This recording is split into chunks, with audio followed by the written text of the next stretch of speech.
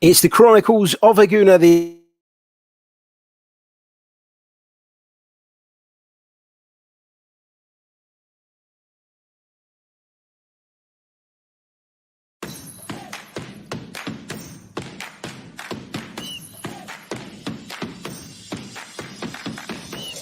You're listening to the Chronicles of a Gooner, the Arsenal podcast. I'm Martin Tyler, and you're listening to Harry Symeou.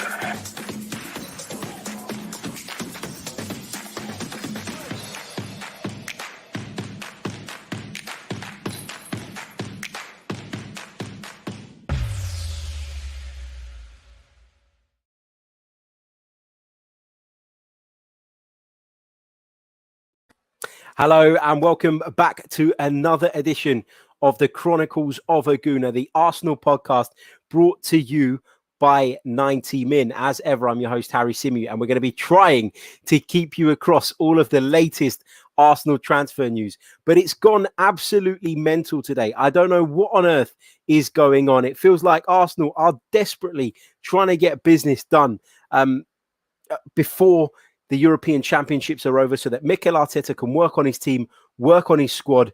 And there's just so much happening at the moment. And we scheduled this show where we're going to talk about James Maddison and Aaron Ramsdale. And then some news broke about Ben White and some news broke with regards to Emil Smith-Rowe and now Konstantinos Mavropanos. But we're going to park those three because we're going to talk about the Smith-Rowe stuff. We're going to talk about the White stuff and we're going to talk about the Mavropanos stuff a little bit later on. But for now, we're going to focus on the Maddison stuff and the Ramsdale stuff.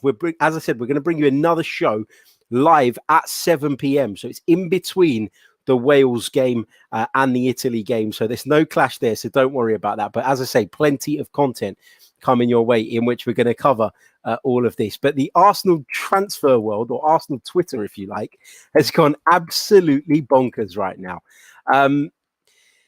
Let's kick off then by talking about the Maddison stuff. Now, just before I went live, or as I've gone live, I've seen some of you saying that there are bids going in for Maddison as well, and all of this. Give me the source. Where's the bid report coming from on James Maddison? Because from what we heard earlier on, or what we heard yesterday, in fact, from Chris Wheatley, Arsenal saw James Maddison as a target, and Arsenal believed that James Maddison is somebody that we could potentially sign over the summer. But he did approach that with caution, and he said that the transfer fee is going to be too much, and it's going to be a problem for Arsenal. And as a result, signing James Maddison was going to be a real struggle. Okay, so just to clear this up in the live comments right now, because I've obviously hit the live button, and at the time of me hitting live, the update was that Arsenal were interested in James Maddison, and he is somebody that they're considering making a move for this summer, although there are concerns over the fee. But nothing more has been confirmed since then at the time of recording. So we're going to stick with that line. It's just because people were talking about bids going off in the transfer window and Arsenal, going after this player and going after that player. We're going to talk about the Ben White stuff later on. So that's what you guys were referring to. So my apologies, got a little bit confused there. But let's get back to the James Maddison stuff. So how do I feel about James Maddison? I think he's a good player. I like him. I think he's a good player. I think he's a good character. I think he's got lots of valuable attributes that he could bring to this side. I think he thrives in that number 10 position, an area in which Arsenal are clearly looking to strengthen this summer.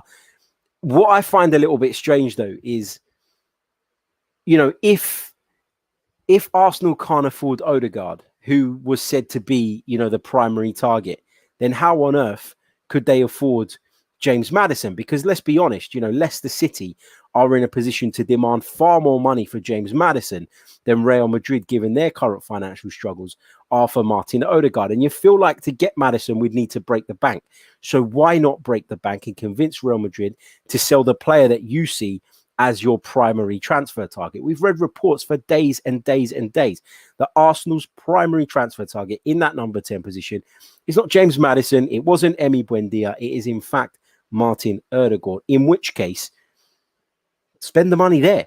That's what's a little bit confusing about all of this. I looked up James Maddison's season last season, and it wasn't a great season for Maddison. It wasn't bad.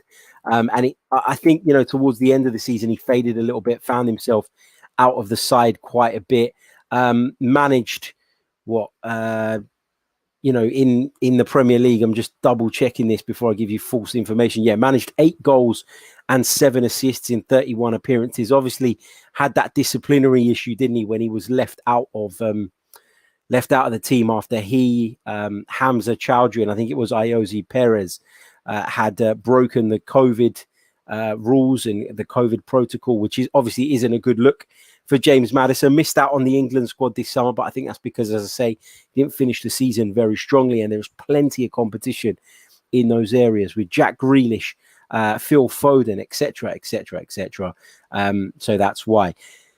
But yeah, I mean, I would quite like James Maddison to come to Arsenal. I like him as a, when I say as a character, I don't mean, his breaking of the COVID rules, of course. What I'm talking about is the interviews he gave at the back end of the season. Really honest, really open. I think fans buy into that kind of thing. I think he's got all the technical attributes that we'd like for a number 10. But, as I keep saying, and as I've said from the very start of the stream, I worry about the fee.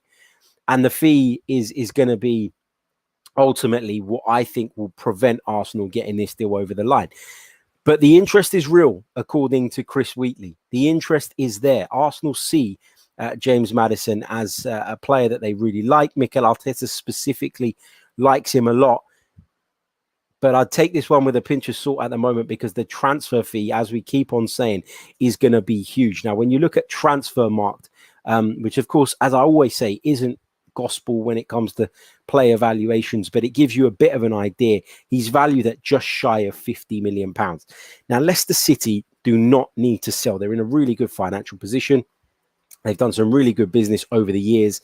So you'd imagine that Leicester City would be demanding in excess of that. We'll probably be looking for around about 55 to 60 million pounds, which I just feel is out of reach right now. And if it's going to prevent Arsenal doing business in other areas, then it's not the right move. James Maddison is a good player, but is he a Jack Grealish level player who I'd have no hesitation about going and paying that sort of money for? I don't think he is. I think James Maddison is probably just in that tier below.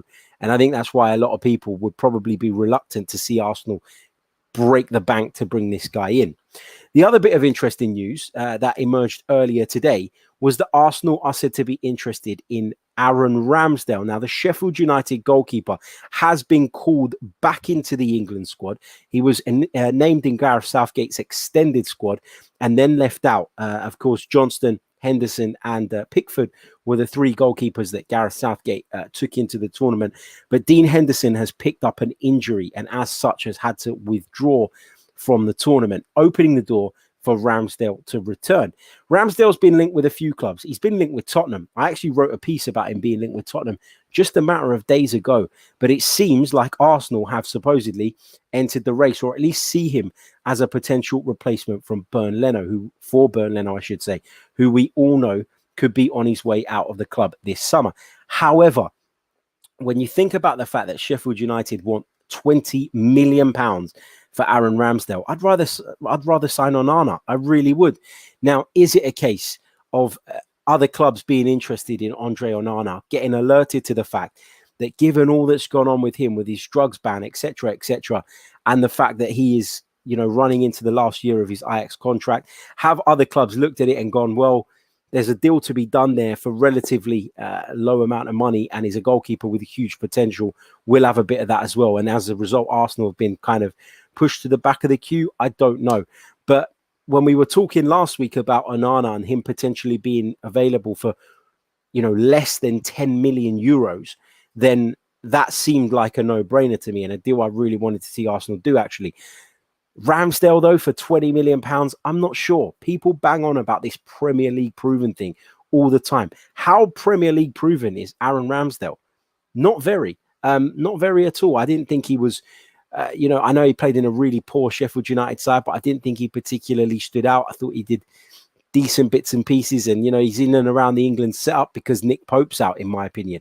Bring Nick Pope back into the picture, and Aaron Ramsdale's not there. So, yeah, lots and lots going on at the moment. And we're going to bring you another show, as I said, at 7 p.m, where we're going to be discussing the Emile Smith-Rowe stuff and the Ben White stuff in a little bit more detail. But just to kind of round up on this quick bonus edition of the podcast, Arsenal are said to be interested in James Maddison. Do I think this is a good idea or not? Do I think this is a deal, or is this a deal that I'd like to see Arsenal get done? That is totally dependent for me on what the fee would be, and it's totally dependent on what that would mean for us in the wider context of the transfer market. I like the player, but is he of such an elite level that I'd be willing to go and spend in excess of £50 million for him, which is what it's expected to cost to get him away from Leicester City? Probably not. I've got to be honest. That's my initial feeling on the Maddison rumours. And as for Ramsdale, I think you can find better goalkeepers on the continent. You know, for example, Andre Onana, prime example, for far less money. And I don't think Aaron Ramsdale at £20 million represents good value. Just my personal opinion. Don't forget to leave a like on the video. Don't forget to leave a review if you are listening via the podcast outlets. Let me just quickly double check where we are at in terms of likes. I know it's another short one, but we are going to bring you another stream at 7 p.m. So in between the Wales game and the Italy game, we're going to be talking live about the update on Emile Smith-Rowe's future. And we're going to be talking about what's going on with Arsenal's bid that has officially been launched and sent to Brighton and Hove Albion. It has been knocked back, but we're going to be talking about that a little bit later on in more detail. We've only got 26 likes on the board. Let's try and get that up to 50 by the time the outro plays. Make sure you turn on your notifications so you don't miss a stream. And as I say, we'll be back at 7 and then we'll be back at 10:15 p.m. for our Euros show. So lots and lots going on the channel. If you're not already, make sure you are subscribed. Thank you for all your support. I'll see you guys in a bit. Ciao.